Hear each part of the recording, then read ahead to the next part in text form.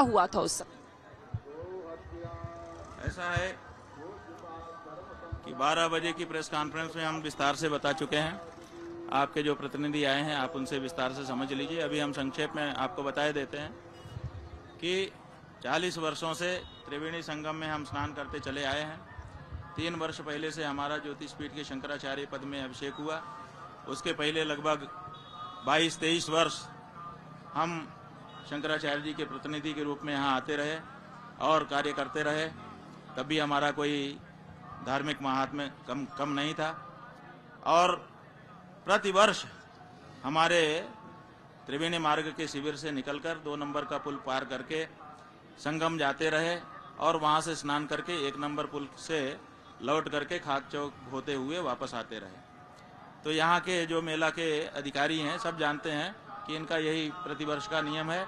निकलने का समय भी 9 बजे का हमारा फिक्स है, हर बार बदलते नहीं है। सब भक्तों को भी वही पता है कि इसी समय, परिकरों को भी वही पता है कि इसी समय चलेंगे। जब पहले हम पैदल ही जाते थे सबके साथ और स्नान करके आते थे। फिर जब हमारा पीठ पर अभिषेक हुआ, ज़्यादा लोगों ने हमको जाना, तो हम जब गए पैदल चल के स्नान करने के लिए तो हमने देखा कि बड़ी भगदड़ हो रही है। जैसे ही भीड़ में हम गए तो किसी ने जयकारा वगैरह कोई ना कोई देख के लगा ही देता है। उसको सुन करके लोग समझे करे शंकराचार्य जी आए हमारे बीच में, तो लोग दौड़ पड़े कि छू लें, देख लें।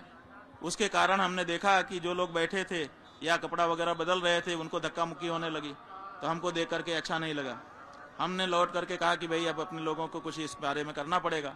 तो हमारे ब्रह्मचारी सहजानंद जी हैं, उन्होंने कहा कि आपको पालकी पे ले चलेंगे जैसे शंकराचार्य जी को परंपरा में ले जाया जाता था।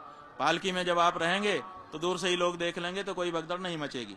पालकी का प्रयोग किया ही इसीलिए जाता है।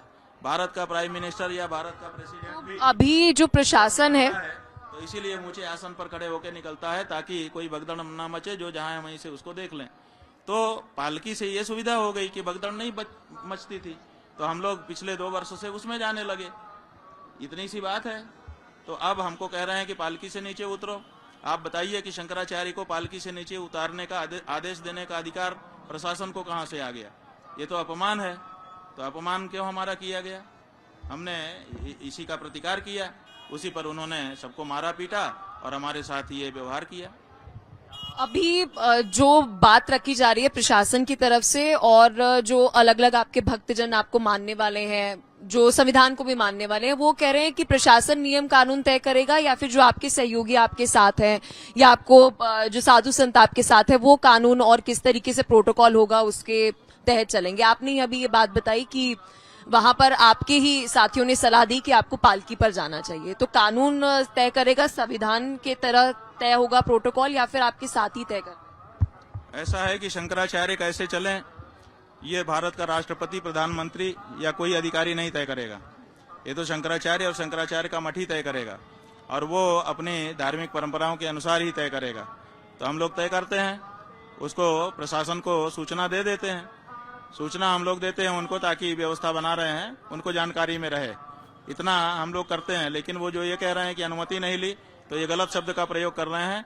गंगा स्नान के लिए, यमुना स्नान के लिए, संगम तीर्थ स्नान के लिए किसी से अनुमति लेनी पड़े, ये गलत शब्दावली है, इसको नहीं बोला जाना चाहिए। उनकी तरफ से बात रखी गई है कि अनुमति स्नान के लिए नहीं, कि किस तरह से स्नान के लिए जाना है उसको लेकर एक अड़चन आ रही थी, क्योंकि कल 450 करोड़ तक सनातनियों ने स्नान किया। बहुत भीड़ थी, मैं भी वहां पर मौजूद थी।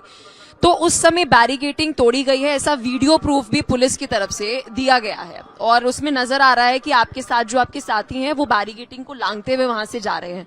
तो आप प्रशासन की बात माने या आप जो बात कह रहे हैं उसे माने, और बीच का रास्ता कैसे निकलेगा? क्योंकि कानून को भी मानना है और आपके भी साधु संत है जो एक नियम अनुसार ही जो है वो आगे चलते हैं। जो वीडियो आपको दिखाया गया है वो कुछ सेकंड का है। हम आपसे अनुरोध करेंगे कि आप उनसे पूरा वीडियो मांगिए कि जब बैरिकेडिंग के पास हमारे समूह के लोग गए तब से लेकर के जब उसको पार कर गए तब तक का पूरा वीडियो वो दें।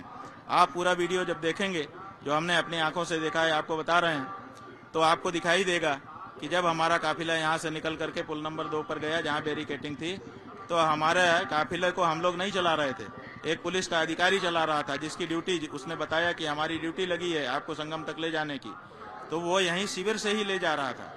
और वो थाने का इंचार्ज था, माने छोटा अधिकारी नहीं था, अधिकारी था, उसके साथ सिपाही थे। और फिर वो सबसे आगे चल रहा था, उसी के पीछे पीछे हम लोग फॉलो कर रहे थे कि जो जहां ले जाएगा वहां से जाएंगे। और फिर वो गया, जा करके उसने वहां पर बैरिकेटिंग पर जो पुलिस बल था उससे बात की, और बात करने के बाद जब पुलिस बल ने बैरिकेड हटाए तब हमारे लोग जाने लगे।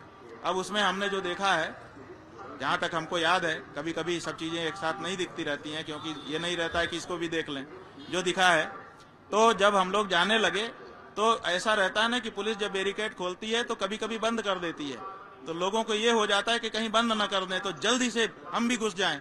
तो ये जल्दबाजी करके लोग आगे जाने लगे, तो उनका जो पीछे थे वो फैलाव हो गए, तो अगल बगल के जो बैरिकेड थे वो जरूर उनके शरीर के धक्के से गिरे, लेकिन बैरिकेटिंग तोड़ी नहीं गई। जब पुलिस वाले ने बात की पुलिस वालों से, पुलिस वालों ने बैरिकेड हटाया, तब हम लोग आगे बढ़े। और वो पुलिस, अगर हमारे लोग मनमानापन कर रहे थे तो वो पुलिस वाला वहीं रुक जाता कि साहब आपके लोग मनमाना कर रहे हैं, हम नहीं आगे ले जाएंगे। लेकिन उसने तो कोई शिकायत नहीं की, वो लेके गया और संगम तक लेके गया, और जहां हमको रोका गया वहां कोई दिक्कत नहीं थी, हम तो चले ही जा रहे थे, बड़ी शांति के साथ जा रहे थे।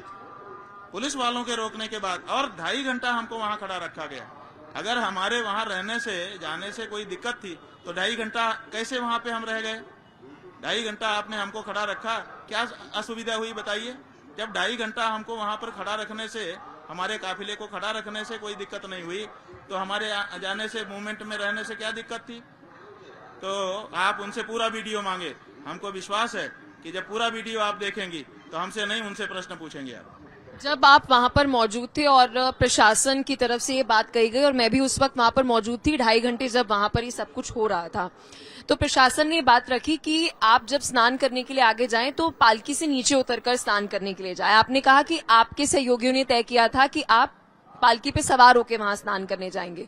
क्या उस समय आपको 1 सेकंड के लिए ऐसा नहीं लगा कि प्रशासन की बात मान ली जाए, ये बहुत आगे बढ़ रहा है, भीड़ वहां पर और ज्यादा परेशान हो रही है, और बीच का रास्ता निकाल लिया जाए? अभी जो सोशल मीडिया पर बहुत सारे आपके भक्त हैं और जो प्रशासन को भी मानते हैं, वो नीचे कमेंट कर रहे हैं कि ऐसा लग रहा है कि कोई ईगो टसल चल रही है।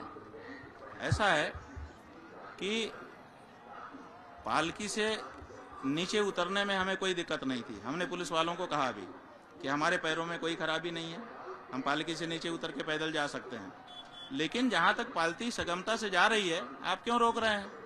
जहां भीड़ दिखेगी हम खुद ही उतर जाएंगे। तो वो कह रहे थे नहीं अभी उतरो, और वो अपमानजनक शब्दावली में कह रहे थे। तो ये हमको ठीक नहीं लगा, तो हमने कहा हमको जहां तक सहज लग रहा है वहां तक जाएंगे, वहां हम अपने आप उतर जाएंगे। तो विवेक शक्ति उन्होंने क्यों लगाई नहीं? बाद में आप अगर वहां थी तो आपको पता होगा, बाद में हमने कहा कि जहां वो प्रेस की जो अंतिम कार खड़ी है वहां तक हम जाएंगे, वहां उतर जाएंगे, लेकिन वहां तक उन्होंने नहीं जाने दिया। हमने तो बता भी दिया था जगह भी कि वहां तक हम जाएंगे, उसके बाद उतर जाएंगे। आपके कहने से नहीं उतरेंगे, क्योंकि आप अपमानजनक भाषा में बोल रहे हैं। हमारा जहां मन होगा वहां उतर जाएंगे, और ये नहीं बताया जाता कि हमारा कहां मन होगा। लेकिन आप देखिए, व्यवस्था में सहयोग करने की दृष्टि से हमने बता भी दिया कि वहां तक हम जाएंगे, वहां उतरेंगे। इसमें क्या समस्या थी उनको? अब आगे की राह क्या है? क्योंकि अगर इस कदर ही चलता रहा तो एक संदेश जो है, क्योंकि आपको पूरे देश भर के सनातनी मानते हैं, सुनते हैं, लेकिन एक व्यवस्था के साथ, प्रशासन के साथ चलना भी जरूरी है, क्योंकि हम कॉन्स्टिट्यूशन के अनुसार चल रहे, कानून के अनुसार चल रहे। तो आगे की राह क्या है? कैसे, मतलब यूपी सरकार, यूपी पुलिस के साथ आप आगे सहयोग का सोच रहे हैं कि उनकी तरफ से क्या पहल की जाए और आपकी तरफ से क्या पहल की जाए? बात यह है कि विचार ये है कि हम कानून के लिए हैं कि कानून हमारे लिए है। अगर हम कानून के लिए हैं तब तो कानून जो कहे सब हमको करना ही चाहिए, लेकिन अगर कानून हमारे लिए है तो फिर उसको उसी तरह से डिजाइन किया जाना चाहिए। लेकिन कानून जो कल 4 करोड़ तक की जनता यहाँ पर मौजूद थी उनके लिए भी तो है, वो सिविलियन की सुरक्षा की जिम्मेदारी यूपी पुलिस पर भी तो है कि उन्हें भगदड़ ना हो जाए, उन्हें परेशानी ना हो जाए, इसलिए मिलकर चलना। इतने सारे लोग कुंभ में मारे गए, कितने पुलिस वालों को फांसी हुई है बताओ? कितने को कारागार हुआ है बताओ?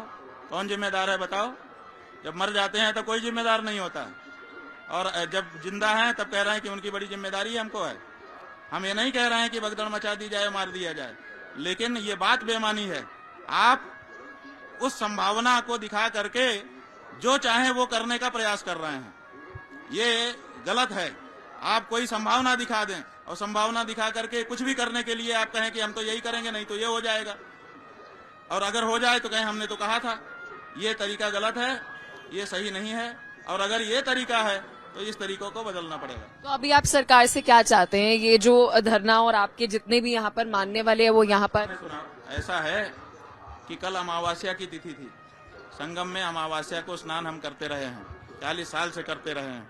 हमारी इच्छा थी हो जाए, दिन भर लग गया, 5 बजे यहाँ हमको छोड़ गए, रात को 1 बजे तक अमावस्या थी कि मेरी बहन, रात को 1 बजे तक हम यहीं बैठे रहे, 18 घंटे तक लघु शंका तक नहीं गए, एक बूंद पानी नहीं पिया, अन्न नहीं खाया, कि अमावस्या जब तक है तब तक प्रतीक्षा करता हूँ, हो सकता है वो लोग आए और कहें भाई गलती हो गई हमारे नीचे के अफसरों से, चलिए स्नान करिए, हमको स्नान करा दें। रात को 1 बजे तक हमने प्रतीक्षा की, इतना मौका हमने दिया। जब उनको अपनी गलती का कोई एहसास ही नहीं है, अपनी गलती को वो सही समझ रहे हैं, तो ये तो नहीं स्वीकार किया जा सकता है। आज हमारे